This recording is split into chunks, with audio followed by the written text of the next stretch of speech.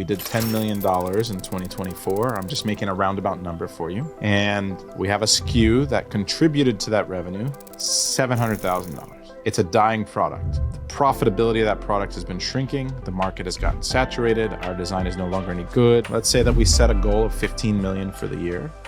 We know we need to make up that 5.5 million from somewhere. This is where we start to figure out what levers we're going to pull this year. Year-to-date results, your CEO and your CTO or CFO, sorry. So whoever handles your finances, whether that's a level 1 bookkeeper, or level 2 accountant, level 3 CFO, whether, what level person that is, whether it's you handling the finances yourself and you use QuickBooks or you just use some kind of, dashboard, you're going to need to understand those numbers. What I like to do in this instance, and what I think is best, is that you can map it out by quarter and then again by monthly. So you're going to take at a brand level, at a SKU level, brand level, parent level, and then even SKU level, your sales as quarterly and monthly for the last year. And what this is going to do is it's going to show us some trends. What I'd like to do is have you also look at your keyword ranks throughout that time, your impression numbers.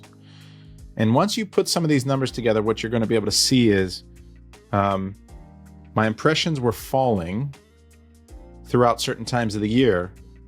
You need to understand, was that because of the seasonality of the product?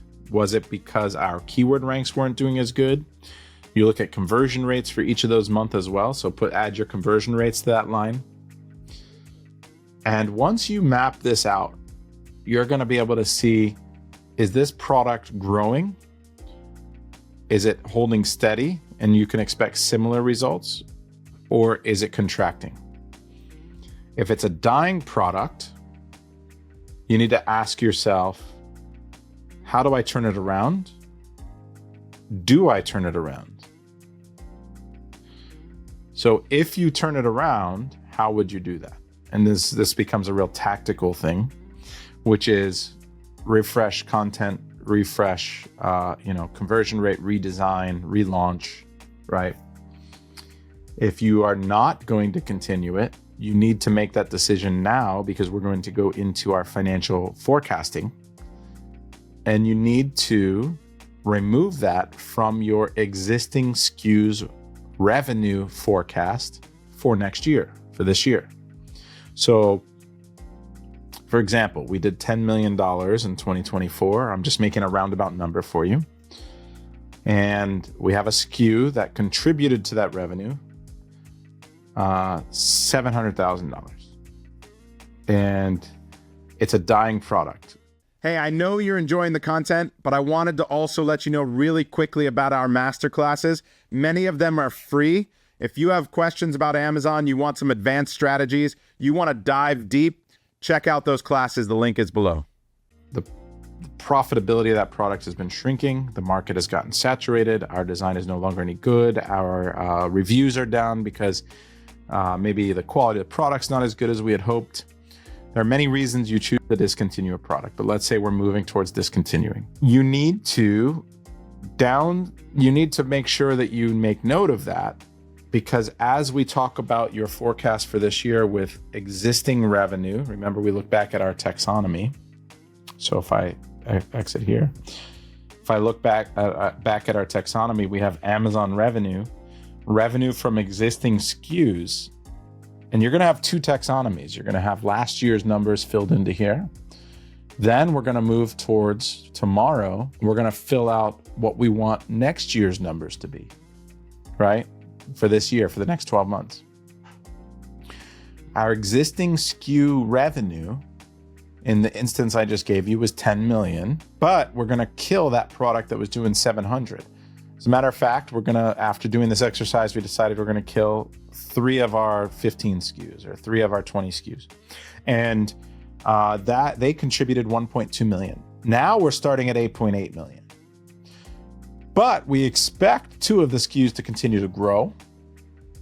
We're going to add variations. right? We consider variations to be existing SKUs.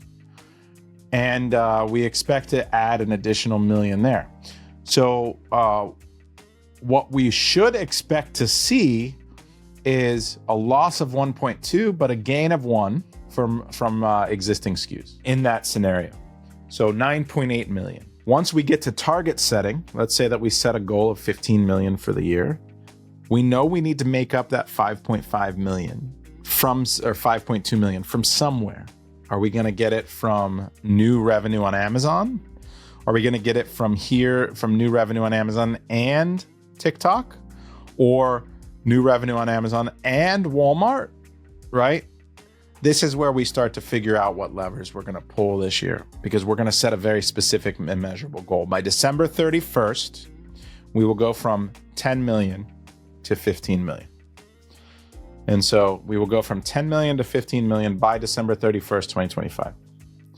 That's how you set a specific and measurable goal, but we need to evaluate our current state. And so the finances part of this is a really big thing, and we're going to put it into this taxonomy for last year.